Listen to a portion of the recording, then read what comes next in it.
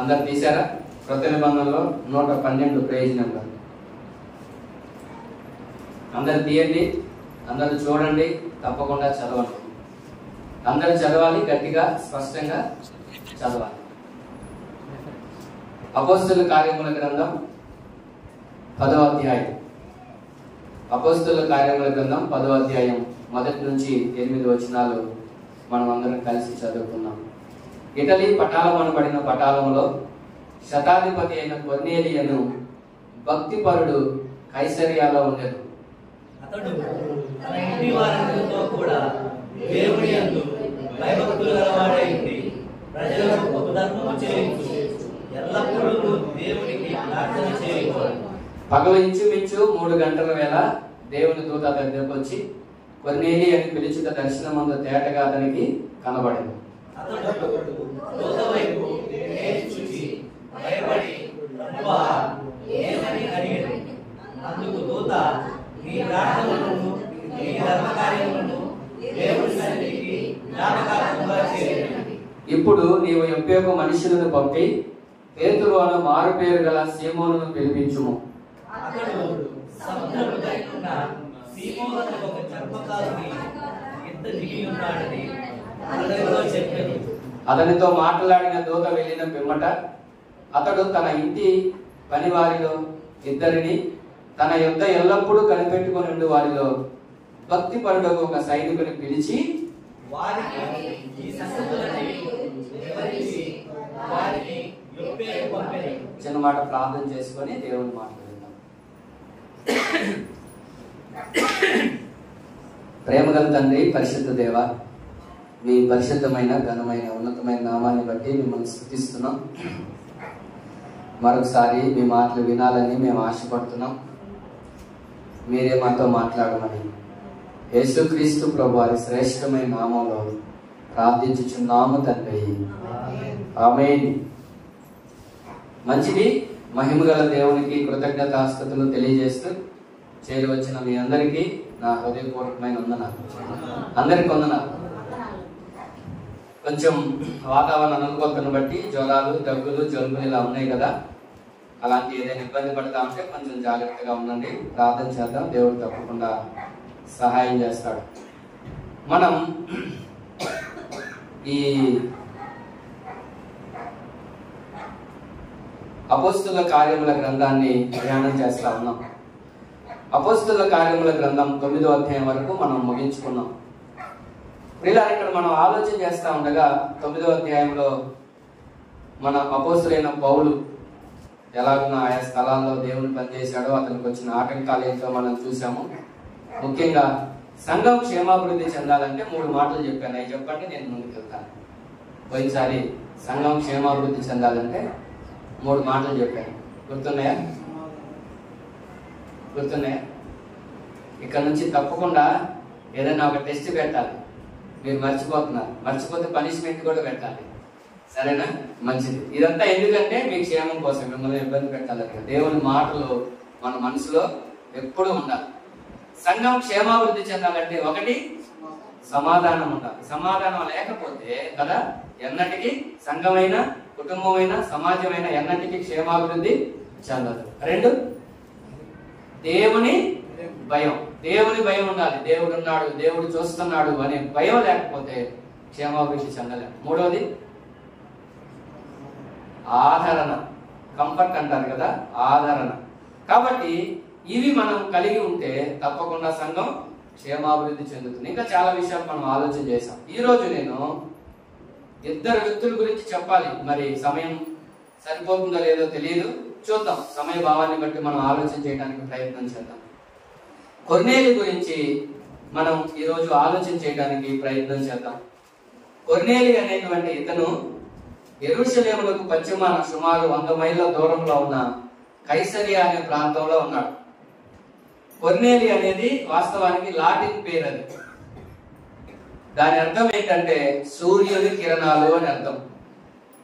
అంటే కొమ్ము సంబంధి అంటారు తెలుగులో. లాటిన్ లో కోర్న్ అని, ఇంగ్లీష్ లో హారన్ అని, తెలుగులో కొమ్ము అంటారు. అంటే ఇది కొమ్ము అంటే మీకు అర్థం కాకపోవచ్చేమో. సంగీతంలో ఉపయోగించే ఒక వాయిద్యం అన్నమాట, సంగీతంలో ఉపయోగించే వాయిద్యం. ఇప్పుడు ఈ శతాధిపతి గురించి మనం ఆలోచిస్తా ఉన్నప్పుడు, శత అంటే 100 అని అర్థం తెలుసు కదా, అంటే 100 మంది మీద ఈయన అధిపతి, అధికారి. ఇతను రోమీయుడు, ఇతను అన్యుడు, యూదుడు కాదు.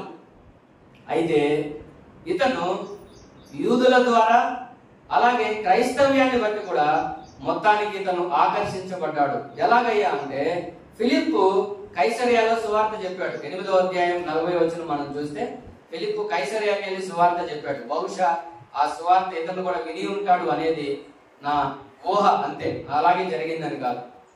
కాబట్టి ఈ కొర్నేలి క్రైస్తవ్యం వైపు కొంచెం మొగ్గు చూపించాడు. వాస్తవానికి ఈ రోమా ప్రభుత్వం కింద ఇశ్రాయేలీలు లేదా యూదులు ఉన్నారు ఆ దినాల్లో.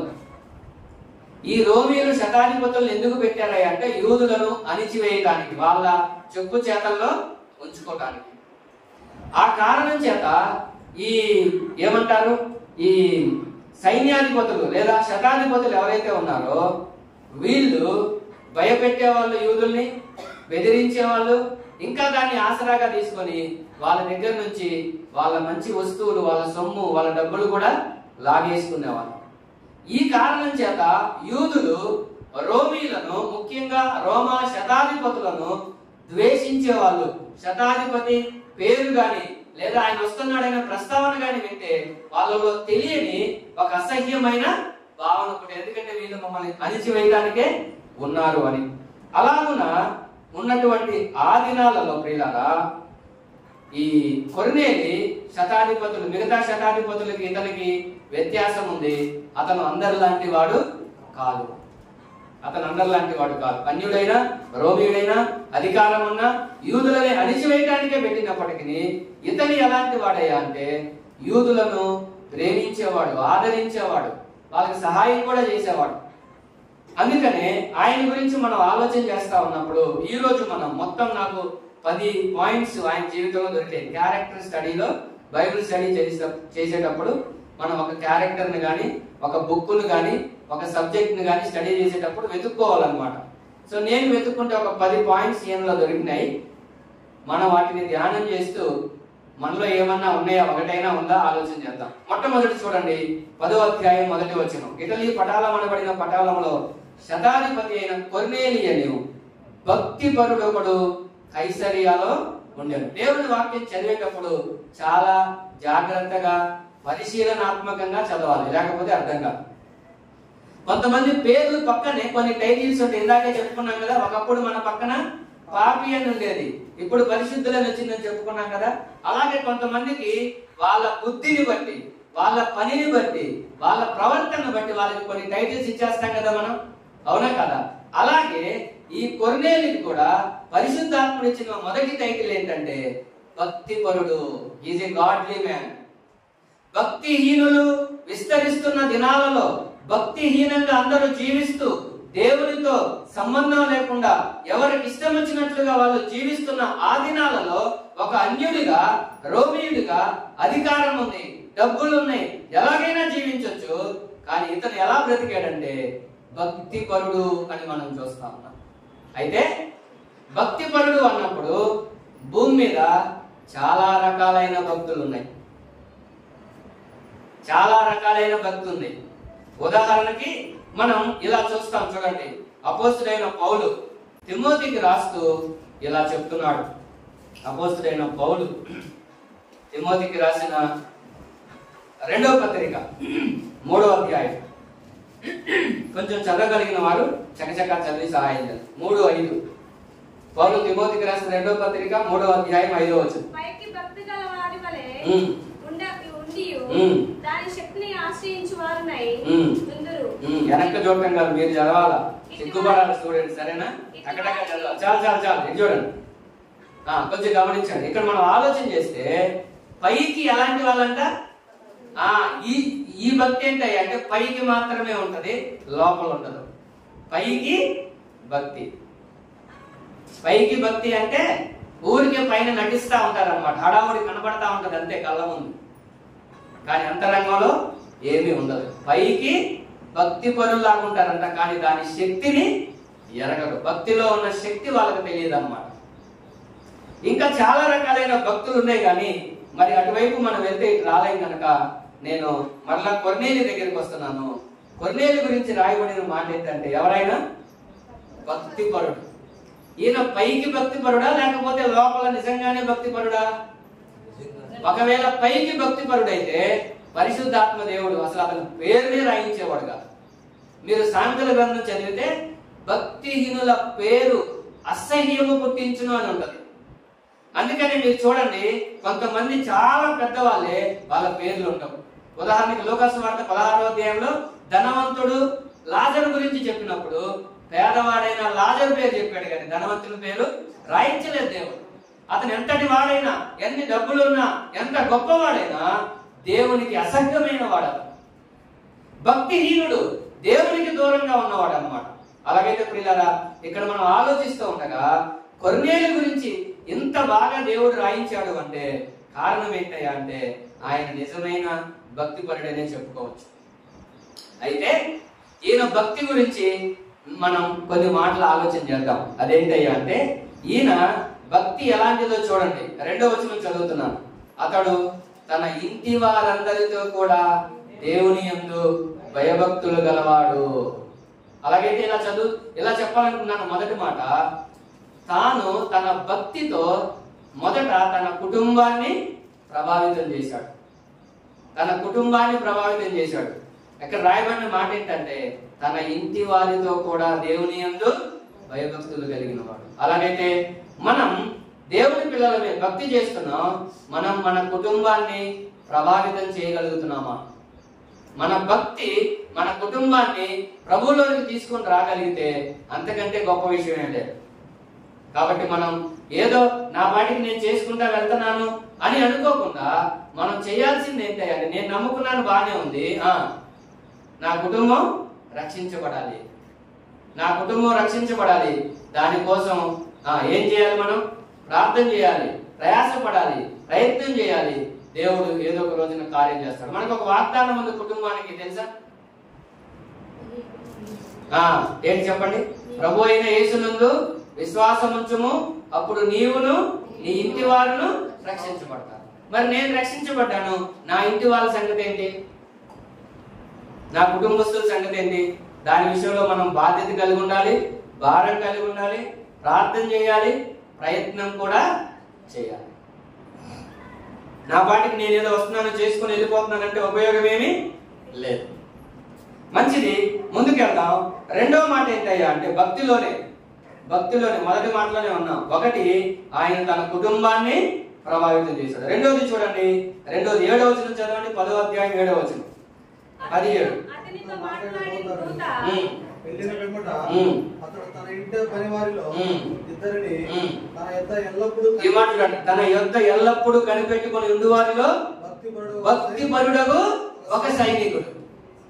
అలాగైతే రెండోది ఏంటైనా అంటే, ఆయన తన కొలీగ్స్ ని ఎక్కడైతే ఆయన పనిచేస్తున్నాడో, ఎవరితో అయితే కలిసి పనిచేస్తున్నాడో ఆ సైనికులను కూడా ప్రభావితం చేశాడు. ఇప్పుడు తన దగ్గర ఉన్న ఒక సైనికుడు కూడా ఎవరు? ఆ మాట చెప్పండి, భక్తిపరుడు. అలాగైతే తన కుటుంబాన్ని తన భక్తితో ప్రభావితం చేసి భక్తి మార్గంలో తీసుకొని వచ్చాడు. రెండవది, ఆయన దగ్గర 100 మంది ఉంటే ఏదో పని చేయించుకున్నా మనకెందుకు అనుకోలేదు. అయ్యో నేను భక్తి చేస్తున్నాను, వీళ్ళు భక్తిహీనులుగా ఉంటే ఎలాగని వాళ్ళ గురించి ప్రార్థనే చేశాడో, ప్రయాసపడ్డాడో మనకు తెలియదు. కానీ మొత్తం మీద కొంతమందినైనా ఆయన ప్రభావితం చేయగలిగాడు. అలాగైతే మనం కూడా ఉద్యోగమో, వ్యవసాయమో, వ్యాపారమో పనులు చేసుకుంటా ఉన్నాం. మనం చేసే దగ్గర మనం మన భక్తి ద్వారా మన ఇరుగు పొరుగు వారిని ఏం చేయాలి? ప్రభావితం చేయాలి. ప్రభు వైపు వాళ్ళు వచ్చేటట్లుగా మనం ప్రార్థన చేయాలి, ప్రయత్నం చేయాలి. వాళ్ళ గురించిన భారంతో మనం నింపబడాలి. కానీ ఈ రోజుల్లో అలాంటిది ఏమీ కనిపించట్లేదు. ఆలోచన చేద్దాం, ముందుకెళ్దాం. ఆ తర్వాత 24వ వచనం చూడండి. 24వ వచనం, 10వ అధ్యాయం 24వ వచనం. మరునాడు వారు కైసరియాలో ప్రవేశించిరి. మూడోది ఎవరు? బంధువుడు. ఇది చూడండి, ఇతను తన బంధువులను ఎలా ప్రభావితం చేశాడంటే, ఈ మనం ఇంకా అక్కడికి రాలేదు. ఇతను ప్రార్థన చేస్తా ఉన్నాడు, దాన ధర్మాలు చేస్తా ఉన్నాడు, భక్తి చేస్తా ఉన్నాడు. ఇది దేవుని దగ్గరికి వెళ్ళిందట. దేవుని దగ్గరికి వెళ్ళి దేవుడు ఏం చేశాడంటే దేవదూతని పంపించాడు. ఈ దేవదూత వచ్చి, ఇదిగో నీ ప్రార్థనలో నీ ధర్మ కార్యాలు నాకు వినబడ్డాయి, అయితే ఇంకా నువ్వు తెలుసుకోవాల్సిన విషయాలు ఉన్నాయి, నువ్వు యొప్పేకు పంపించు పని వాళ్ళని. అక్కడ పేతురు ఉన్నాడు, నా శిష్యుడు, ఆయన పిలిపించుకో, ఆయన చెప్తాడు, ఆయన చెప్పినట్లు చేయి, నీ జన్మ ధన్యమైంది అని చెప్పి దేవదూత వెళ్ళిపోయాడు. ఇప్పుడు ఆయన పేతురుని పిలవడానికి వాళ్ళు పంపించి, వీళ్ళు వెళ్ళి పేతురుని తీసుకొని వచ్చేలోపు ఈయనేం చేశాడయ్యా అంటే తన బంధువులకి కబురు పెట్టాడు. ఏమండి, ఈరోజు పాస్టర్ గారు మా ఇంటికి వస్తున్నాడు, దేవుని మాటలు చెప్తాడు, నిన్నటి దినాన దేవదూత నాకు కనబడి ఇదిగో మా పలానా ఆయన పిలిపించుకోమని చెప్పాడు, మీరు రండి అని చెప్తే బంధువులు కూడా వచ్చారండి. మీరు ఊహించుకోండి, 2 మాటలు చెప్తాం. ఒకటి, ఈరోజు మా ఇంట్లో ఫంక్షన్ అంటే బంధువులు వస్తారు కదా మన వాళ్ళు, ప్రార్థన అంటే మనం ఏం చేస్తున్నాం, వాళ్ళ మీద వచ్చేస్తున్నాం. వాళ్ళు రాకపోవడానికి వాళ్ళు కాదు కారణం, వాళ్ళు రావాలనే వాతావరణం, వాళ్ళు రావాలనే ఆసక్తి, ఆ ఆత్మీయత మన దగ్గర కనబడాలి వాళ్ళకి. రెండవది, రాత్రి దేవదూత కనపడ్డాడు అంటే వాళ్ళు నమ్మారా లేదా చెప్పండి. మీరే కనుక ఈ రోజు రాత్రి మీకు దేవదూత కనపడితే మీ బంధువులకు ఫోన్ చేసి చెప్పండి, నమ్ముతారా చెప్పండి? రాజేష్ నమ్ముతారా? ఏదో కలగా ఏదో భ్రమపడి ఉంటావులే అంటారు కదా. అంటే ఈ బంధువులు కొర్నేలి మాట నమ్మారు అంటే ఆయన వాళ్ళ మధ్య ఎలా జీవించాడు అనేది అత్యంత కీలకమైనది. మన మాట ఎప్పుడైనా ఎవరైనా నమ్మి మనకు విలువనివ్వాలంటే మన ప్రవర్తన, మన జీవితం చూస్తారు. అదే లేదనుకోండి, వాళ్ళు ఏదో చెప్తారు, ఆ మాటలన్నీ ఏం మాటలు ఏదో అంటారు, గాలి మాటలు గోలి మాటలు ఏదో అనుకుంటారు, నమ్మరు. కానీ కొర్నేలి కబురు చేస్తే బంధువులందరూ వచ్చారు. నంబర్ 4 అక్కడే 24 వచ్చింది చూడండి, స్నేహితులు కూడా వచ్చారు. ఫ్యామిలీ కుటుంబం, రెండోది కొలీగ్స్, మూడోది రిలేషన్షిప్ బంధువులు, నాలుగోది ఫ్రెండ్స్.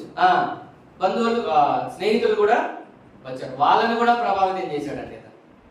మనకు కూడా చాలా మంది ఫ్రెండ్స్ ఉంటారు కదా, ఎప్పుడన్నా చెప్పుకుంటామా మనం చర్చికి రమ్మని, కదా నేను రావడమే కష్టం అంట, ఊరికే ఎవరు దొరికితే వాళ్ళు ఎవరో ఒకరిని ఉపయోగించుకుంటాను, అవునా?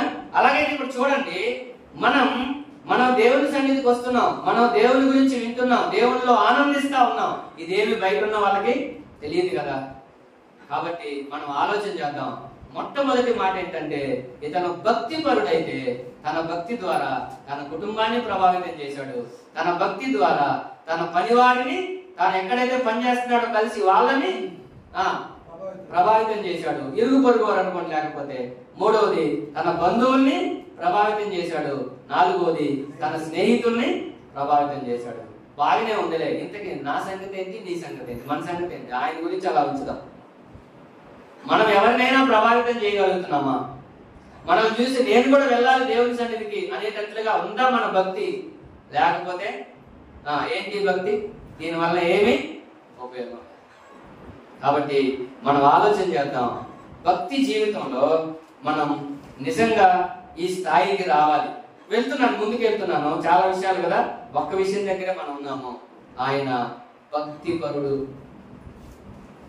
ఆయన చేసిన భక్తి పరలోకానికి చేరింది, దేవుడు అంగీకరించాడు, దేవుడు ఆమోదించాడు. మరి మన సంగతి, మనం డబ్బాలు కొట్టుకుంటున్నాం, నేను అది ఇది పాడతాను, చెప్తాను, చేస్తాను, ప్రార్థనకి వెళ్తానని మనం ఏదో చెప్పుకుంటున్నాం. కానీ పరలోకం మనల్ని అంగీకరించేటట్లుగా, మన భక్తిని అంగీకరించేటట్లుగా ఉండాలి. రెండో మాట దగ్గరికి వెళ్తున్నాను, 10వ అధ్యాయం 2వ వచనం చదువుతున్నాను చూడండి. అతడు తన ఇంటి వారందరితో కూడా దేవుని యందు భయభక్తులు గలవాడై ఉండి ప్రజలకు బహుధర్మము చేసేవాడు. రెండవది ఏంటయ్యా అంటే ఇచ్చేవాడు ఇతరులకి. అందరూ ఏం చేస్తున్నారు? రోమా సైన్యాధిపతులు అందరూ ఏం చేస్తున్నారు? అందరూ తీసుకున్నారు, అందరూ సంపాదించుకున్నారు, అందరూ సమకూర్చుకున్నారు. మీరు నిజంగా జాగ్రత్తగా నా మాట విని జవాబు చెప్పండి. సహజంగా లోకం సంపాదించే వాళ్ళని బాగా చూస్తుందా, ఖర్చు పెట్టే వాళ్ళని బాగా చూస్తుందా? ఖర్చు పెట్టే వాళ్ళని పిచ్చోళ్ళు రైలు అనుకుంటారు. ఖర్చు పెడతా ఉంటే వాళ్ళు మంచిగా చేస్తారా చెడు చేస్తారా వేరే విషయం. అరే ఏంట్రా డబ్బులన్నీ ఇలా జల్లేస్తున్నాడు, భవిష్యత్తు ఏంటి, కుటుంబం ఏంటి, ఆడ చూడు మేడ మీద మేడేస్తున్నాడు, ఇంకో ఎకరం కొన్నాడు, ఇంకో కారు కొన్నాడు, ఇంకోటి చేశాడు, వీళ్ళేంట్రా ఖర్చు పెడుతున్నారు అనుకుంటారు. సమాజం ఖర్చు పెట్టే వాళ్ళని అంతగా ఇష్టపడదు, సంపాదించుకునే వాళ్ళని ఇష్టపడదు. కాబట్టి మనం కూడా ఎలా తయారయ్యాం, నేను కూడా సంపాదించుకోవాలి, నేను కూడా ఒక మంచి పేరు సంపాదించుకో, ఒక ఇల్లు సంపాదించుకోవాలి, ఇంకేదో ఒక ఉద్యోగం, ఇంకేదో అనుకుంటా ఉన్నాం. వినండి జాగ్రత్తగా. భక్తి జీవితంలో, విశ్వాస జీవితంలో మనం నేర్చుకోవాల్సింది ఏంటయ్యా అంటే, కొర్నేలి దగ్గర మనం నేర్చుకునేది ఏంటయ్యా అంటే, ఆయన ఇస్తున్నాడు. ఎవరికి? ప్రజలకి బహుధర్మం చేసేవాడట.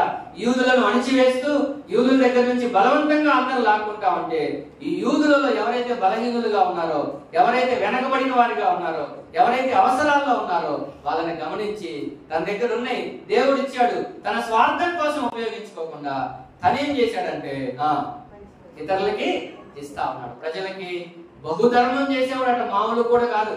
ఆ మాట చూసారా మీరు? బహుధర్మం అంటే చెప్పండి, తెలుసా మనకి ఈ పదం? ప్రజలకి ధర్మం చేయటం, ఇతరులకు సహాయం చేయటం తెలుసా?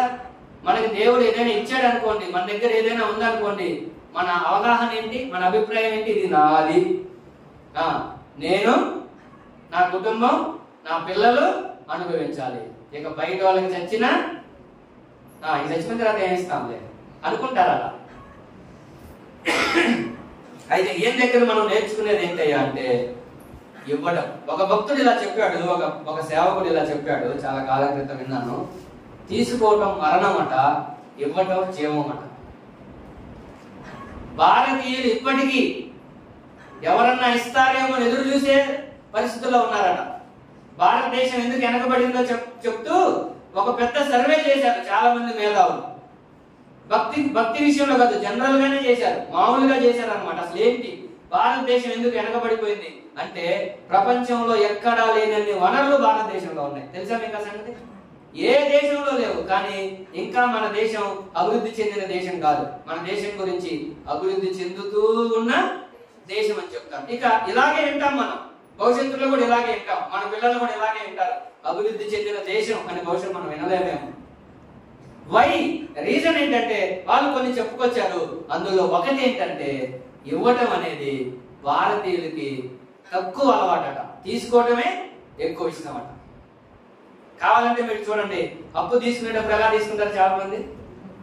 అడిగితే మా ఇంటి పక్కనే ఒక ఆవిడ చెయ్యి బాగలేదు పాపం, ఏం లేదు, అమ్మ ఎలా ఉంది అనగానే ఇక ఆమె ముఖమంతా ఎలాడేసి, మాస్టర్ గారు నాకు మెడిసిన్ కూడా డబ్బులు లేవు, ఏమని ఇవ్వండి అంది.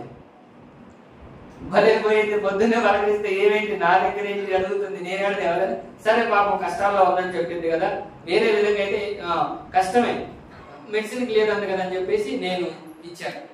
ఆ తర్వాత అమ్మాయి చెప్పానమ్మా, మరి నేను ఏమడుగుతాను, కొంచెం ఇచ్చాను కదా, అడగొచ్చు కదా అంటే, ఈ అమ్మాయి ఒక వార్త చెప్పింది. అదేంటంటే, నిన్న పొద్దున్నే డబ్బులు ఇచ్చిన వాళ్ళందరూ తిడుతుందంట. ఇంక మేమేం అడుగుతాం, ఏమని డబ్బులు ఇచ్చారు మళ్ళా ఊరికి అడుగుతా ఉన్నారు, ఇవ్వమా ఏంటి తెగ అడుగుతున్నారు అని చెప్పేసి పెద్ద పెద్దగా తిడుతుందట. ఇదేంటి, ఇది భారతీయుల మైండ్ ఇది. తనే కాదు, కొంతమంది బయటకు వస్తారు, కొంతమంది బయటకు రాదు, ఎక్కువ శాతం అలాగే ఉంటారు. అయితే ప్రియులారా, మీరు గుర్తుపెట్టుకోండి, ఎప్పుడు తీసుకునే పరిస్థితుల్లోనే ఉండొద్దు. ఎప్పుడు మనం ఎలా ఉండాలి, దేవుని పిల్లలంగా ఇచ్చేవారిలాగే ఉండాలి.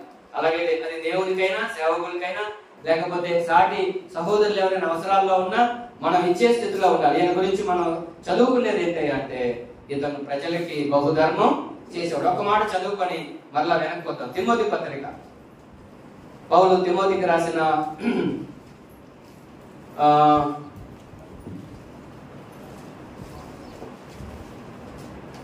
మొదటి పత్రిక, పౌలు తిమోతికి రాసిన మొదటి పత్రిక 6వ అధ్యాయం 17 నుంచి చదువుతారు ఎవరైనా? 6:17. ఇహమందు ధనవంతులైన వారు గర్విష్ఠులు కాక అస్థిరమైన ధనమునందు నమ్మిక ఉంచక సుఖముగా అనుభవించుటకును సమస్తమును మనకు ధారాళముగా దయచేయు దేవుని యందే నమ్మకించుడని ఆజ్ఞాపించుము. తర్వాత వారు వాస్తవమైన జీవమును చదువునా సంపాదించుకోని నిమిత్తము రాబో కాలమునకు మంచి పునాది తమ కొరకు వేసుకొనుచు మేలు చేయువారును సత్క్రియలు అను ధనము గలవారును ఔదార్యము గలవారును తమ ధనములో ఇతరులకు పాలించువారునై ఉండాలి. ఇది చాలా కష్టం కదా. మన డబ్బులు మనం కష్టపడి సంపాదించుకున్నవి ఇతరులకు ఇవ్వటం అనేది చాలా కష్టంగా ఉంటది. బైబిల్లో జరిగిన ఒక సన్నివేశం గుర్తొచ్చింది, చెప్పి ముందుకెళ్తాను. ఒకసారి ఒక ఆయన, ఒక ఆసామి లేదా భూస్వామి ఏమన్నా అనుకోండి, బాగున్నాయన, ఆయన ఏం చేస్తున్నాడంటే ఒక ఫంక్షన్ చేస్తున్నాడు. ఏం చేస్తున్నాడు? ఒక ఫంక్షన్ జరుగుతా ఉంది. ఆ టైంలో అరణ్యంలో దావీదు సౌలు చేత తరమబడతా తన పనివారు అందరూ కలిసి ఆకలితో ఉన్నారు. అడవిలో ఎవరు పెడతారన్నా? ఆకలితో ఉన్నటువంటి ఆయనకి తెలిసింది ఏంటంటే నాబాలు అనే ఒక ఆయన ఫంక్షన్ చేస్తున్నాడంట అని తెలిసింది. అప్పుడు నాబాలుకి ఒక వ్యక్తినిచ్చి పంపించి ఇలా చెప్పాడు అన్నమాట. భలే ఉంటాయి ఆ మాట. ఏమనంటే, నీ కుమారుడు పంపించాడని చెప్పండి అంటే, కొంచెం వయసులో పెద్దోడు, తండ్రికి సమానం అన్నట్టుగా చెప్తూ, మేము అరణ్యంలో ఉన్నాం, మీరు ఇలాగ ఏదో ఫంక్షన్ చేసుకున్నారని తెలిసింది, ఆకలితో ఉన్నాం, దయచేసి మాకు సహాయం చేయండి. మీ పనివారు మా దగ్గర ఉన్నప్పుడు వాళ్ళ చుట్టూ మేము ప్రాకారాల్లాగా ఉన్నాం, తోడేళ్లు రాకుండా, సింహాలు, క్రూర మృగాలు రాకుండా మేము వాళ్ళని భద్రపరిచాం, వాళ్ళకి ఎంతో సహాయం చేశాం, ఆకలితో ఉన్నాము, కొంచెం ఆహారం పంపించండి అంటే నాబాలు ఏమన్నాడో తెలుసా? దావీదు ఎవడు? యెషయి కుమారుడు ఎవడు? పోయి చెప్పండి అడిగి. కొన్నిసార్లు మన భాష ఎలా ఉంటుందో చెప్పండి, వాడు వీడు. లెక్క చేయరు కొంతమంది, ఏంటో తెలియదు. నేను కష్టపడి నేను సంపాదించుకుని నేను చేసుకునేది అతనికి ఎందుకు ఇవ్వాలి? ఇవ్వలేదు చెప్పండి, వెళ్ళండి అని చెప్పి పంపించాడు. దావీదు కోపం వచ్చింది, మొత్తాన్ని నరికేద్దాం, కత్తులు తీసుకుంటారండి అని బయలుదేరారు. బయలుదేరితే ఈ సంగతి పని వాళ్ళకి తెలిసింది. వాళ్ళు వెళ్ళి అమ్మగారు చెప్పారు, అమ్మ ఆయనేమో మూర్ఖుడు, ఆయనకేమో తెలియదు, ఆయన చాలా మంచోళ్ళు, మాకెంతో సహాయం చేశారు, అన్నం ఆకలి అవుతుందని ఫంక్షన్ చేసుకున్నారని అన్నం పెట్టమంటే ఎట్లా పడితే అట్లా మాట్లాడాడు, పురుషుల్లో ఒక్కళ్ళు కూడా మిగలలేరంట, మొత్తం చంపేస్తారంటమ్మా, కొంచెం జాగ్రత్త పడమ్మా అంటే ఆ తల్లి కొంచెం తెలివిగా మొత్తం తీసుకొని అన్ని జున్ను కదా ద్రాక్షలు ఏయో మొత్తం తీసుకొని వెళ్ళి ఆయన కాళ్ళు గడ్డాలు పట్టుకొని, అయ్యా ఆయన ఏదో తెలియక మాట్లాడాడు, క్షమించయ్యా అని చెప్పి మళ్ళా వెనక్కి తిప్పి పంపించింది. చూసారా? ఇలాంటి స్వార్థపూరితమైన ఆలోచనతో మనం ఉంటాం. వాళ్ళెవరు? వాళ్ళకి ఎందుకు ఇవ్వాలి? నాది నేను అని మనం చాలా సార్లు అనుకుంటా ఉంటాం. కానీ ఈ దగ్గర మనం నేర్చుకునేదేంటి? బన్నీల దగ్గర నేర్చుకునేదేంటి? స్వార్థం లేదు ఆయనకి. ఆయన ప్రజలకి బహుధర్మం చేసేవాడు. పిసినితనం అంటే తెలుసా మీకు? విన్నారు ఎప్పుడన్నా? వింటే విన్నారులే. మీరు అలాంటి వాళ్ళు కాకండి, సరేనా? మంచిది. 3వ మాట చదువుతాం, చూడండి. 10వ అధ్యాయం 2వ వచనం మళ్ళా చదువుతున్నాను. అపోస్తుల కార్యములు 10:2. అతడు తన ఇంటి వారందరితో కూడా దేవుని యందు భయభక్తులు గలవాడై ఉండి ప్రజలకు బహుధర్మము చేయించు ఎల్లప్పుడూ దేవునికి ప్రార్థన చేసేవాడు. అబ్బా, ఎప్పుడెప్పుడు? మీ సంగతి భలే గట్టిగా చెప్పారు. మీ సంగతి చెప్పు, గట్టిగా చెప్పావు. చెప్పు, ఎల్లప్పుడు అంట. ఎప్పుడెప్పుడు? మనం అప్పుడప్పుడు కదా. నాకు అర్థం కాలేదు, మీకు అర్థమైతే చెప్పండి. మనలో చాలా మందికి అనుకూలతుంది ప్రార్థన చేయడానికి. కొంతమంది ఇళ్లలోనే ఉండేవాళ్ళు ఉన్నారు. ఏంటి, కొంతమంది పనికి వెళ్ళినా 4-5 వచ్చేస్తారు. అవునా? ఇతను ఒక అధికారి, ఆయనకు ఒక బాధ్యత ఉంది, ఆయనకు ఒక పని ఉంది. ఇదంతా ఎప్పుడు చూశాడు? ఎల్లప్పుడూ ప్రార్థన చేసేవాడు. ఎప్పుడు చూసినా కానీ ఈయన ఏం చేస్తా ఉండేవాడు? ప్రార్థన చేస్తా ఉంటాడు. మన సంగతి ఏంటి? ఏం చేస్తున్నావు? ఆలోచన చేద్దాం. మంచిది ప్రియులారా, ఇతను ఎల్లప్పుడూ ప్రార్థన చేసేవాడు. మీకు విషయం చెప్పమంటారా? ఇతను ప్రార్థన చేయకపోతే ఇతను ఇలాగే ఉండిపోయేవాడు, ఎప్పటికీ దేవుని చిత్తాన్ని తెలుసుకునేవాడు కాదు. ప్రార్థన దేవుని చిత్తాన్ని మనకి తెలియజేస్తుంది. ఇప్పుడు అతను బానే ఉన్నాను అనుకుంటున్నాడు, కానీ ఇంకా అతనికి కావాల్సింది ఉంది, అతను చేయాల్సింది ఉంది, అది అతనికి తెలియదు. ప్రార్థన చేస్తా ఉంటే దేవుని దగ్గరికి ఆ ప్రార్థన వెళ్ళింది. ఆ ప్రార్థన దేవుడు విన్నాడు. చూడండి 3వ వచనం. పగలు ఇంచుమించు 3 గంటల వేళ దేవుని దూత అతని ఎద్దుకొచ్చి కొర్నేలి అని పిలువుట దర్శనమందు తేటకి అతనికి కనబడెను. అతడు దూత వైపు తేరి చూచి భయపడి ప్రభువా ఏమని అడిగాను. దూత నీ ప్రార్థనలను నీ ధర్మ కార్యములను దేవుని సన్నిధికి జ్ఞాపకార్థంగా ఈయన చేసే పనులే కాదు, ఈయన చేసే ప్రార్థన కూడా ఎక్కడికి వెళ్ళింది? దేవుని సన్నిధికి వెళ్ళింది. కొంతమంది ప్రార్థన అట ఇది ఉంది కదా, ఈ కప్పు కూడా దాటి పైకి వెళ్ళదట. ఒకవేళ పొరపాటుని దాటి వెళ్ళిన తర్వాత మధ్యాకాశంలో దురాత్మల సమూహాలు ఉంటారు. మనలో ఏదైనా లోపం ఉందనుకోండి, మనలో ఏదైనా బలహీనత ఉందనుకోండి, ఇక దేవునితో చెప్పి ఇతని ప్రార్థనలో వింటావా, ఇలాంటి ఆవిడ ప్రార్థనలో వింటావా అని, కానీ ఆ ప్రార్థన అక్కడి నుంచి వెనక్కే వచ్చేస్తాం. కానీ కొర్నేలి ప్రార్థన పరలోకంలోకి వెళ్ళి పరలోకం నుంచి దేవదూతను భూలోకానికి తీసుకొని వచ్చింది. అలాగైతే ప్రేమైన వాళ్ళారా ఆలోచన చేద్దాం. అయితే ఇక్కడ నేను చెప్పాలనుకున్న మాట ఏంటంటే, మనం కూడా ప్రార్థన చేస్తాం. ఆయనకి మనకి తేడా ఏంటంటే, ఒకటి ఆయన ఎల్లప్పుడూ ప్రార్థన చేసేవాడు, మనం అప్పుడప్పుడు, అంతే కదా. ముఖ్యంగా ప్రార్థన కొంతమంది ఎప్పుడు చేస్తారో తెలుసా? కష్టాలు వచ్చినప్పుడు, స్టూడెంట్స్ అయితే ఎగ్జామ్స్ అప్పుడు కదా, అట్లా అన్నమాట. కానీ దేవుని పిల్లలంగా మనం అర్థం చేసుకోవాల్సింది ఏంటంటే, ఎల్లప్పుడూ ప్రార్థన చేయాలి, ఎల్లప్పుడూ ప్రార్థన చేయాలి. అలా ప్రార్థన చేయడం ద్వారా దేవుడు తన దూతను పంపించి అతను ఏం చేయాలి అతనికి తెలియజేశాడు. అలాగైతే ప్రియులారా, దేవుని చిత్తం మనకి ఎప్పుడు అర్థమైంది చెప్పండి?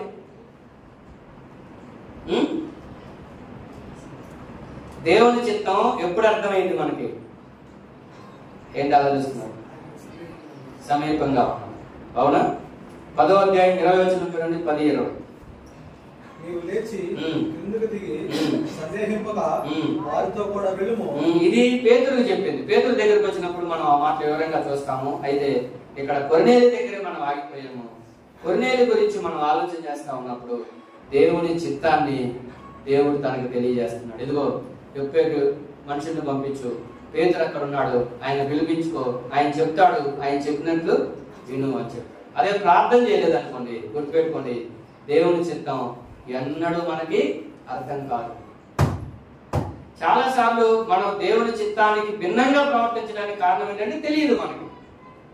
దేవుని చిత్తం ఎవరికి చెప్తాడు ఆయన? చాలా మంది అడుగుతూ ఉంటారు, ముఖ్యంగా యవనస్తులు అడుగుతుంటారు, అన్న దేవుని చిత్తం ఎలా తెలుసుకోవాలి? దానికి నేను మీకు 2-3 ఉదాహరణలు ఇస్తాను. మొదటి ఉదాహరణ ఏంటంటే, దేవుని చిత్తం దేవుడు అందరికీ చెప్పడు. ఇదేంటి కొత్తగా ఉంది అంటారా? ఎందుకు చెప్పడు అంటే, ఆల్రెడీ మన గురించి ఆయనకు తెలుసు. మనం ఎంత ముందోళ్ళమో కదా, ఎంత తిరుగుబాటు చేసేవాళ్ళం, ఎన్నిసార్లు అవిధేయత చూపిస్తామో అన్నీ ఆయనకు తెలుసు. కాబట్టి ఆల్రెడీ చెప్పుకుంటాడు. కాబట్టి దేవుడు తన చిత్తాన్ని ఎవరైతే చేస్తారో వాళ్ళకే చెప్తాడు. అప్పుడప్పుడు మనం కూడా అంటాం కదా, ఇంక నీకు చెప్పడం వేస్ట్ పో కదా. ముఖ్యంగా సహోదరులు ఇసుకుపోయి పాపం సహోదరులు పోయా, నీకు చెప్పిన ఒకటే, ఆ గోడకి చెప్పిన ఒకటే అంటా ఉంటారు కదా. అట్లానే దేవుడు కూడా ఏంటయ్యా అంటే, ఆయన చిత్తం చేయకుండా నా ఇష్టానుసారంగా నేను బ్రతకాలి అనుకున్నప్పుడు ఇంకా ఆయన చిత్తం ఎందుకు చెబుతాడు? అలా కాకుండా ప్రభా కష్టమైన నష్టమైన నీ చిత్తం చేస్తానని కనుక మనం తీర్మానం చేసుకోగలిగితే ఆయన తన చిత్తాన్ని మనకి తెలియజేస్తాడు. రెండవది, దేవుని చిత్తం మనకు అర్థం కావాలంటే ఇది చూడండి. ఇప్పుడు కరెంట్ ఉంది, మైక్ పనిచేస్తుంది కదా, ఏంటి ఆపేశాను, వినపడుతుందా? సౌండ్ రావట్లేదు కదా, ఆగిపోయింది. ఆన్ చేశాను, ఇప్పుడు వినపడుతుందా? వినపడుతుంది. ఒకవేళ స్విచ్ ఉండి కరెంట్ ఉండి ఆఫ్ చేసిన ఆన్ చేసిన ఇది పని చేయట్లేదు అనుకోండి, ఏంటి దాని అర్థం? ఎక్కడో కనెక్షన్ సరిగా లేదన్నమాట.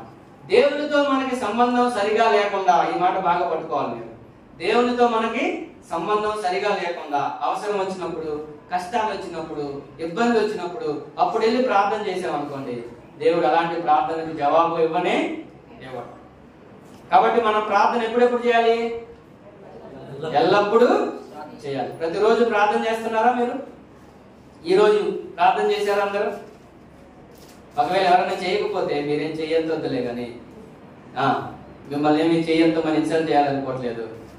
ఇక నుంచి అయినా ఒక తీర్మానం చేసుకోండి, ఖచ్చితంగా ప్రతిరోజు ప్రార్థన చేస్తాను. ఇలా చెప్పి ముందుకు వెళ్తాను. ఉదయాన్నే లేస్తాం, వండుకుంటాం, తింటాం, ఉద్యోగమో వ్యాపారమో వ్యవసాయమో చదువుకో వెళ్తాం, వస్తాం, మళ్ళా వండుకుంటాం, మళ్ళా తింటాం, పడుకుంటాం, కాసేపు కాలం గడుపుతాం, కాసేపు మొబైల్తో, కాసేపు టీవీతో, కాసేపు పిల్లలతో, ఇరుగు పొరుగులతో అందరితో గడుపుతాం. మర్చిపోయేది ఏంటిది? మానుకునేది ఏంటిది? సమయం లేని దేనికి? ప్రార్థనకి. గుర్తుపెట్టుకోండి, నాకు ప్రార్థన చేయడానికి సమయం లేదంటే అంతకంటే ఘోర పాపం ఇంకోటి లేదు. దేవుడు 24 గంటలు ఇచ్చాడండి మనకి. ఈ 24 గంటలు అసలు నీకు ప్రార్థన చేయడానికే టైం లేదా? ఇలా అంటున్నాను, ఏమనుకోవద్దు. ఒకవేళ దేవుడికే టైం లేదన్నాం అనుకోండి, అరే నీ టైం అసలు నీకు టైం ఇచ్చింది, నేను నీ టైం అయిపోయింది రా అన్నాడు అనుకోండి, ఏం చేస్తారు అప్పుడు? చెప్పండి. అప్పుడు ఏ ఉద్యోగం చేస్తారు, ఏ వ్యవసాయం చేస్తారు, ఏ వ్యాపారం చేస్తారు? దేవుడు కరుణామయుడు కాబట్టి కదా, ఆయన దీర్ఘశాంతం గలవాడు కాబట్టి సహిస్తున్నాడు. కానీ లేకపోతేనండి మనం కష్టమే ఆయన ఎదుట. సరే, ముందుకెళ్దాం, త్వరగా మనం ముగించుకోవాలి. ఇంకొకటి 2 మాటలు చెప్పేసి నేను ముగిస్తాను. 3 మాటలు చెప్పుకున్నాం కదా. భక్తిపరుడు, దాతృత్వం గలవాడు, మూడవది ప్రార్థనాపరుడు. మన గురించి కూడా ఇతరులు ఇలా చెప్పాలి, వీళ్ళు ప్రార్థన చేసేవాళ్ళండి, ప్రార్థనాపరులండి అని చెప్పాలి. 4వది చూడండి, 10వ అధ్యాయం. పనులను పంపించాడు పేతురు దగ్గరికి. వాళ్ళు వచ్చి ఇలా చెప్తున్నారు. 22వ వచనం చూడండి, 22వ వచనం. నీతిమంతులను, దేవునికి భయపడను, మంచి పేరు పొందినవాడైన. ఏంటి అడగడి చెప్తాను? దేవునికి భయపడని 3 మాటలు ఉన్నాయి ఇక్కడ. సరే, ఇక్కడ మనం ఈ 3 మాటల్ని సవివరంగా చూడలేకపోయినా జస్ట్ అలా చూద్దాం. నెక్స్ట్ వీక్ కొంచెం ఆలోచన చేసి మిగిలిన విషయాలు కూడా జ్ఞాపకం చేస్తాం. 4వ మాట ఏంటంటే నీతిమంతుడు. ఎవరు చెబుతున్నారు ఈ మాట? సహజంగా మన గురించి మనం చెప్పుకుంటా ఉంటాం, నేను అది, నేను ఇదని. ఇవన్నీ కాదు, మన గురించి వేరే వాళ్ళు చెప్పాలి. వేరే వాళ్ళు వచ్చి చెప్తున్నారు నీతిమంతుడు అండి. ఎవరు? కొర్నేలి. మీరు ఎప్పుడైనా ఈ మాట విన్నారా? ఏం బ్రతుకు 4 రోజులు బ్రతికినా ఎంత బ్రతకాలంట? అంత పెట్టండి, ఈ పదం చెప్పండి. నీతిగా బ్రతకాలి. అదేలే అంశలాగంటే అదే, కాదు మనకి పాయింట్ కావాలి కాబట్టి చెప్పుకోవాలి. 4 రోజులు బ్రతికినా నీతిగా బ్రతకాలి. ఈయనకున్న పేరేంటంటే ఆయన నీతి గలవాడండి. నీతి గలవాడు ఈ వ్యక్తి నీతి కోసం నిలబడతాడు అని ఎవరిని అంటారు చెప్పండి? మంచి వాళ్ళని, ఇంకా నీతిమంతుల్ని, ఇంకా భలే చెప్పాను, ఇద్దరు భలే చెప్పాను. ఇతను నీతి గలవాడంటే ఎవరిని అంటారు? ఒక మాట ఇస్తే తప్పకుండా కదా, ఇతరులకు అన్యాయం చేయకుండా, ఎవరిని మోసం చేయకుండా, యథార్థంగా ఉంటే అతను నీతిగా బతుకుతున్నాడండి అంటారు.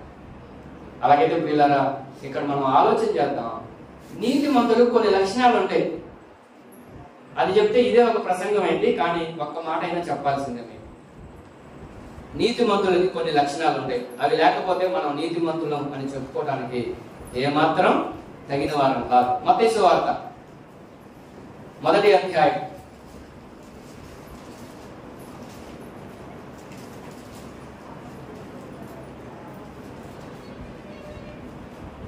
మత్తయి సువార్త 1వ అధ్యాయం 18, 19 వచనాలు చదవండి.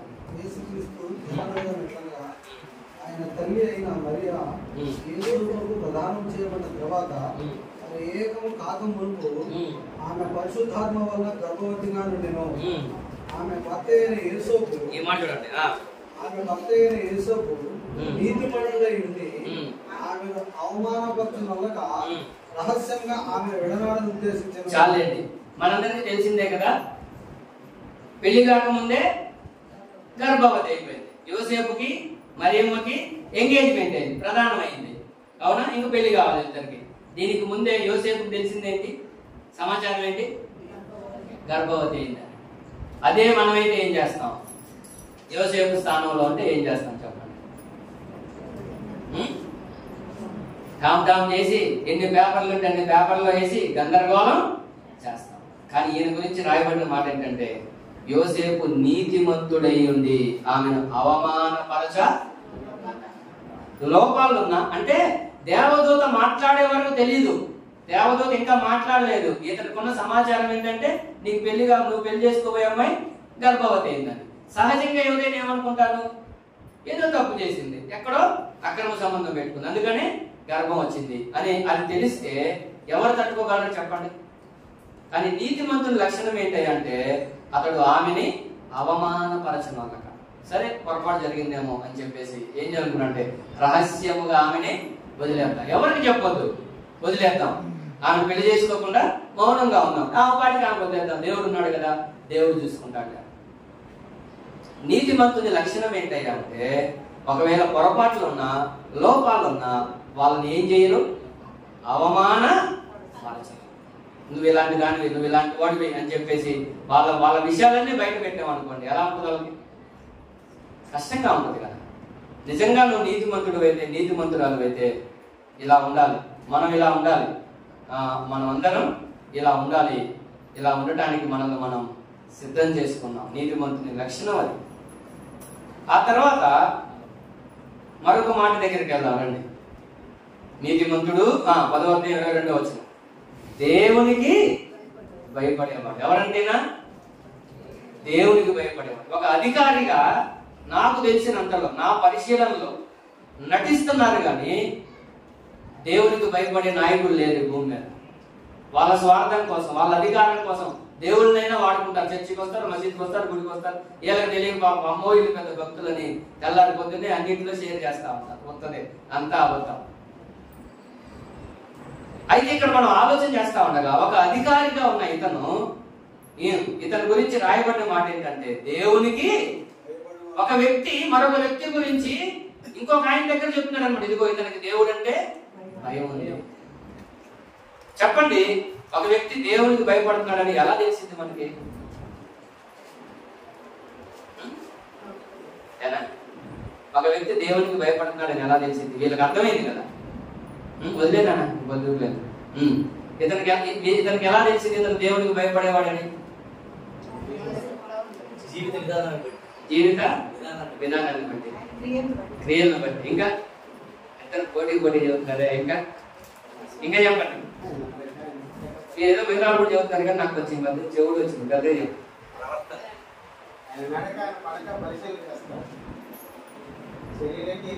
దేవునికి భయపడుతున్నారు అని ఎప్పుడు సమాజం మనల్ని గుర్తిస్తుంది అంటే మీరు చెప్పినది కరెక్టే, కానీ దేవునికి వ్యతిరేకమైన పని ఏదైనా చేయాల్సి వచ్చినప్పుడు అది కష్టమైన, నష్టమైన, అవమానమైన అక్కడ నిలబడి ఇది దేవునికి వ్యతిరేకమైంది, నేను ఈ పని చెయ్యను అని చెప్పగలగాలి ధైర్యంగా. అలా 1-2 సార్లు అలా చెప్పుకుంటూ వెళ్తుండగా ప్రారంభంలో కొంచెం భిన్నంగా చూస్తారు, తర్వాత వాళ్ళ పని చేయలేండి అంటారు. వాళ్ళే చెప్తారు, మన దాకా కూడా రాని. దేవునికి భయపడితే మనం కొన్ని చేయకూడదు. ఉదాహరణకి అహశ్వరోషు రాజు హామానుని హెచ్చించాడు. అందరూ అతనికి నమస్కారం, హెచ్చించుకుంటే హెచ్చించుకో, అది వేరే విషయం. అందరూ అతనికి నమస్కారం చేయమని నువ్వు రూలు పెట్టడం ఎందుకు? నా గౌరవం ఉంటే నేను నమస్కారం చేస్తాను. కానీ ఇతనే రూలు పెట్టాడు, ప్రతి ఒక్కరు అతనికి నమస్కారం చేయాల్సింది. అందరూ చేశారు, ఒక ఆయన చేయలేదు. ఎవరైనా? మొర్దెకై చేయలేదు. ఎందుకు? అడిగారు అతన్ని, ఏమయ్యా అందరూ చేస్తున్నారు కదా, నువ్వు చేయట్లేదు, నీకు రాజంటే లెక్కలేదు, భయం లేదు, అది ఇదని మాట్లాడితే ఆయన ఇలా చెప్పాడు. ఆయన చెప్పిన సమాధానం ఒకసారి చదివి వినిపిస్తాను చూడండి, భలే ఉంటది. అస్సలు కరెక్ట్ గా ఆ మాట మనం చదవాలి. ఎస్తేరు గ్రంథం 3వ అధ్యాయం 3వ వచనం.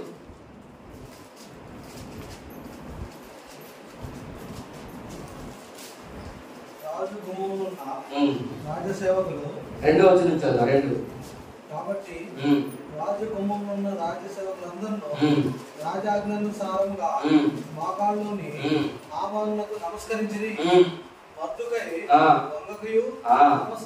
అసలు అందరూ వంగి ఏం చేస్తున్నారు? కొంతమంది భలే నటిస్తారు అనమాట. ఎందుకంటే అవసరాలు వచ్చినప్పుడు చేయొచ్చాను, తీర్చుకోవచ్చాను. వంగి నమస్కారం చేస్తా ఉంటే ఈయన వంగను కూడా వంగలేదట, ఇలాగే ఉన్నాడు, లెక్క కూడా చేయలేదు. 416 పేజీ నెంబర్ పాత్రలు ఇలాగే ఉన్నాడు ఆయన. ఇప్పుడు ఏం జరిగింది? నమస్కారం చేయాలి. 3వ వచనం చదవండి. రాజగృహమునున్న రాజసేవకులు నీవు రాజాజ్ఞను ఎందుకు మీరుచున్నావని మర్దుకైన అడిగిరి. ఈ ప్రకారం వారు ప్రతి దినము అతనితో చెప్పుచు వచ్చినను అతడు వారి మాట చెవిని పెట్టకపోయాను. కనుక వారు మర్దుకై యొక్క మాటలు స్థిరపడను లేదో చూడమని దాని హామానుకును తెలిపి ఏలయనగా అతడు నేను యూదుడు. ఈ మాట పట్టుకోండి, నేను యూదుడను కనుక ఆ పని చేయజాలనని వారితో చెప్పాను. ఒక నిష్ట కలిగిన యూదులకు ఉన్నటువంటి మంచి అలవాటు ఏంటో తెలుసా? దేవునికి తప్ప ఇంకెవరికి నమస్కారం చేయరు. ప్రాణం తీసినా సరే దేవునికి తప్ప ఇంకెవరికి నమస్కారం చేయరు. అంటే వాళ్ళకి దేవుడు ఇచ్చాడు, నేను తప్ప వేరొక దేవుడు ఉండకూడదు, మీరు నాకు తప్ప ఇంకెవరికి నమస్కారం చేయకూడదని దేవుడు ఇచ్చిన ఆజ్ఞని ఆధారం చేసుకొని, అదేం గర్వం కాదు, అదేం స్వార్థం కాదు, అదేం లెక్కలేనితనం కాదు. కొన్నిసార్లు మనం వంగుతా ఉన్నాం ఎవరి దగ్గర? రాజకీయ నాయకుల దగ్గర వంగిపోతా ఉన్నాం. ఎందుకు చెప్పండి? అది వాక్యానికి వ్యతిరేకమైన, అలా చేయకూడదని తెలిసినా కదా వాళ్ళ దగ్గర వంగిపోతున్నాం. ఎవరి దగ్గర వంగాల్సిన పని లేదు. మనం దేవుని దగ్గర వంగిపోతే చాలు, ఇంకెవ్వరికి వంగాల్సిన పని లేదు. వంగలేదు, నమస్కారం చేయలేదు. ఎందుకయ్యా అంటే నేను యూదుడను.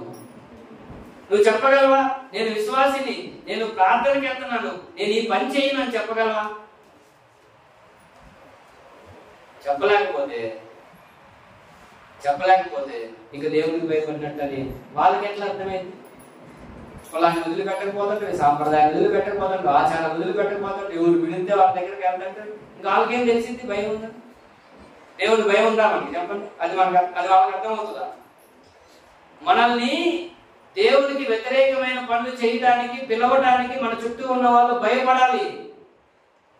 అర్థమైందో? మళ్ళీ చెప్పమంటారా? దేవుడు వ్యతిరేకించేవి, దేవుడు బాధపడేవి ఏవైనా చేస్తా ఉన్నప్పుడు మన దగ్గరకు వచ్చి వాళ్ళు అడగడానికైనా భయపడాలి, చందా అడగడానికి కూడా భయపడాలి. వాళ్ళ జోలికి వెళ్ళకూడదు, వాళ్ళందరిలో అంటారు కానీ ఒక సాక్ష్యం ఉంటే చాలు, ఇంకేం అవసరం. సరే, ముగింపుకి వస్తున్నాను, చాలా టైం అయిపోతుంది. ఇప్పుడు ఎన్ని చెప్పుకున్నాం? 5 చెప్పాం కదా. 1 భక్తిపరుడు, 2వది దాతృత్వం గలవాడు, 3వది ప్రార్థనాపరుడు, 4వది నీతిమంతుడు, 5వది దేవునికి భయపడాడు. మనం దేవునికి భయపడుతున్నాం. ఈ చాలా చిత్రం చెప్పమంటారా? దెయ్యాలకు భయపడే వాళ్ళు చాలా మంది ఉన్నారు, అవునా? దేవుడికి భయపడే వాళ్ళు చాలా తక్కువ మంది ఉన్నారు. ఎవరైనా చచ్చిపోయారు అనుకోండి, ఏం చేస్తారు? ఇంకా అడుగువా, ఇంకా అమ్మ భయం అన్నమాట. అంత భయం దేవుడు అంటే ఉందా? ఆలోచన చేసుకోండి మీరే. చివరి మాట చెప్పి ముగిస్తాను. 10వ అధ్యాయం అపోస్తలుల కార్యముల గ్రంథం 22 ఎన్ని విషయాలు చూడండి. ఆయన యోధాజనులందరి వలన మంచి పేరు పొందినవాడు. చాలా విడ్డూరమైన మాట ఇది చెప్పాలంటే. యూదులకి రోమీయులకి వైరం ఉంది. రోమీయులు యూదుల్ని అణిచివేస్తా ఉన్నారు కదా. ఒక విధంగా వీళ్ళు శత్రువులు వాళ్ళకి, అవునా? కానీ యూదులు రోమీయుడైన ఇతని గురించి ఏం చెబుతున్నారు? చాలా మంచోడండి ఆయన. 6వది ఏంటయ్యా అంటే కొర్నేలికి మంచి సాక్ష్యం ఉంది. పేరన్నా సాక్ష్యం అన్న ఒకటేలే, ఈ పదం రాసుకోండి, మీరు రాసుకున్నారు. మంచి సాక్ష్యం ఉంది. అర్థమైందా? మనకు కూడా ఉంటది కదా, మనలో కూడా కొంతమంది కొన్ని సాక్ష్యాలు ఉన్నాయి. అమ్మో, వాళ్ళ జోలికి వెళ్ళకూడదు, వాళ్ళ నోటిలో నోరు పెట్టకూడదు, వాళ్ళ ఇంటికి వెళ్ళకూడదు, వాళ్ళని కదిలించకూడదు. ప్రార్థనకి వెళ్ళే వాళ్ళకి ఇంకా బయట సంగతి ఏంటి? కానీ ఒక అన్యుడు ఒక యూదుని గురించి, లేదా ఒక యూదుడు ఒక అన్యుని గురించి ఇస్తున్న సాక్ష్యం ఏంటంటే రోమీయుని గురించి. యోధాజనులందరి వలన ఎవ్వరు ఆయన మీద ఏది పెట్టి చూపించడానికి మచ్చలేదు. యూదులు రోమీయులే వీళ్ళని పరిపాలన చేస్తున్నారు, వీళ్ళు ఇబ్బంది పెడతా ఉన్నారు. రోమీయులందరూ ఒకటైతే కొర్నేలి ప్రత్యేకమైన వారు. యోధాజనులందరి వలన మంచి పేరు. అలాగే ప్రియులారా, మంచి సాక్ష్యాన్ని మనం కలిగి ఉన్నాం.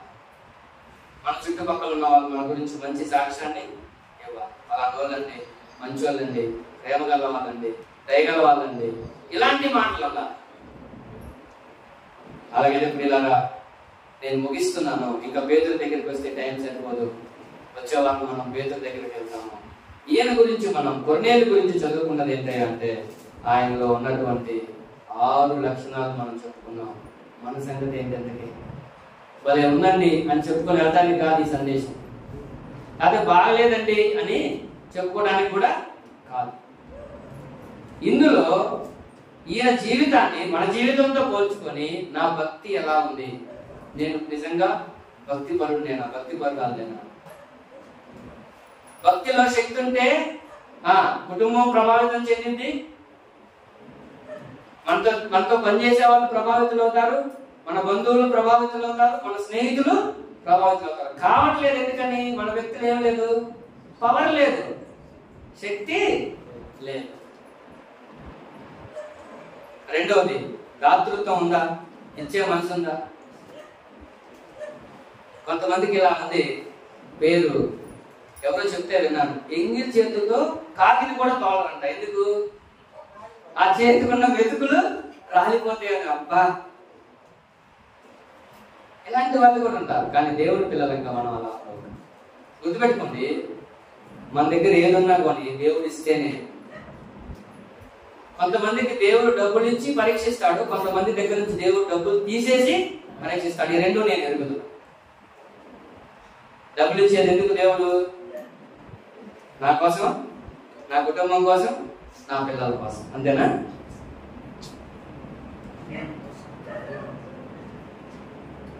ఆ తర్వాత ప్రార్థన పడు. ప్రార్థన చేస్తున్నాం మనం, ఎప్పుడెప్పుడు చేస్తున్నాం, ఎలా చేస్తున్నాం ఆలోచన చేస్తాం. ఆ తర్వాత నీతిమంతుల లక్షణాలు కలిగి మనం చేయాలి. ఆ తర్వాత దేవునికి భయపడుతున్నాం. ఆ తర్వాత మంచి పేరు, మంచి సాక్ష్యం. సుగంధ తైలము కంటే మంచి పేరు మేలని బైబిల్. ఏముంటే ఏమవుతాయి మంచి పేరు లేకపోతే. సినీ యాక్టర్ ఖుష్బు అని, ఆమె కోసం ఇంతకుముందు కూడా చెప్పినట్టు ఒక గుడి కట్టించారు. తమిళియన్స్ కి కొంచెం ఎక్కువ అభిమానం అన్నమాట. హీరోలకి హీరోయిన్లకి గుళ్ళు కట్టిస్తా ఉంటారు. గుడి కట్టించారు, కొంచెం అందంగా ఉంటుంది. పొరపాటు నేను చూస్తాను అనుకున్నాను, సమాచారం తెలిసి చెబుతున్నాను అంతే. సమాచారం తెలుసుకున్నాను కాబట్టి చెప్తున్నాను అంతే. యాక్టింగ్ చేస్తుంది, ఆమె అభిమానులు ఉన్నారు, వాళ్ళు ఎవరో గుడి కట్టుకున్నారు. నాకెలా తెలిసిందయ్యా అంటే, భారతదేశంలో ఒక ఘోరమైన చట్టం రావడానికి ఆవిడ కారణమే. అదేంటయ్యా అంటే, పెళ్లికి ముందే అక్రమ సంబంధం కలిగి ఉండటం నేరం కాదు అనే చట్టం వచ్చింది భారతదేశంలో. దాన్ని తీసుకొచ్చింది ఆవిడ. ఇలాంటి దానిగా పట్టింది అని చెప్పేసి అందరూ అసహించుకున్నారు ఆ రోజు. కాబట్టి చాలా మందికి పేరు ఉంటుంది, కానీ ఏం పేరు ఉండదు, మంచి పేరు, మంచి సాక్ష్యం ఉండదు. కాబట్టి మన దగ్గర ఏమి లేకపోయినా చాలు, సాక్ష్యం మాత్రం కాపాడుకోవాలి.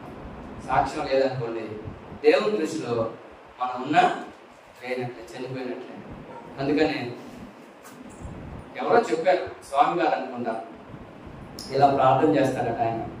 ప్రభా, నేను నీకు మహిమకరంగా జీవించాలి, నీకు అవమానం తెస్తాను, నా సాక్ష్యాన్ని కోల్పోతాను రేపు అని నీకు తెలిస్తే ఈ రోజే నన్ను చంపేసి, నేను బ్రతికి అలా జీవించి నా సాక్ష్యాన్ని కోల్పోవటం కంటే చచ్చిపోవటమే మేలు.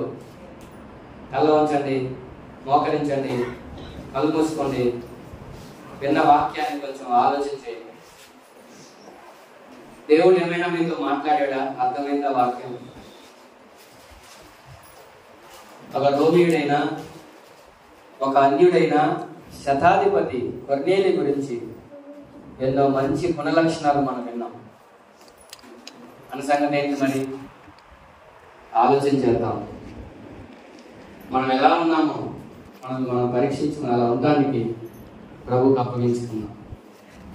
ప్రార్థన చేద్దాం. పరిశుద్ధమైన మా తండ్రి, మహోన్నతమైన మా దేవ, మీ పరిశుద్ధమైన ఘనమైన ఉన్నతమైన నామాన్ని బట్టి మేము స్తుతిస్తున్నాం. కొన్నేళ్ళ ముందు నిలబడినప్పుడు మా లోపాలు మాకు కనిపిస్తున్నాయి. మా భక్తిలో శక్తి లేదని, దాతృత్వం లేదని, ఎల్లప్పుడూ ప్రార్థన చేసే అనుభవం లేదని, మీ భయం తగ్గుతుందని, సాక్ష్యాన్ని కొన్నిసార్లు కోల్పోతున్నామని అర్థమవుతుంది. దయచేసి మమ్మల్ని కనికరించండి, మమ్మల్ని దర్శించండి. మీ కొరకు జీవితకాలం నమ్మకంగా జీవించే కృపను మా అందరికి దయచేయమని చేయవచ్చు. వాక్యం మా ప్రియులను మీరు దర్శించమని మీ కొరకు వర్ధలు చేయమని, వాక్యానుసారంగా జీవించే భాగ్యాన్ని దయచేయమని, రాకుండా వెనకబడిపోయిన వారికి మాకు దండాన్ని మీరు దయచేయమని యేసుక్రీస్తు ప్రభు వారి శ్రేష్టమైన నామంలో ప్రార్థించుచున్నాము తండ్రి. ఆమేన్. ఆమేన్. మంచిది. మరొక చిన్న ప్రకటన ఏంటంటే, ఇప్పుడు సండే స్కూల్ మనకి వాక్యం జరుగుతుంది కదా, మేము వాక్యం వెళ్ళలేకపోతున్నాము.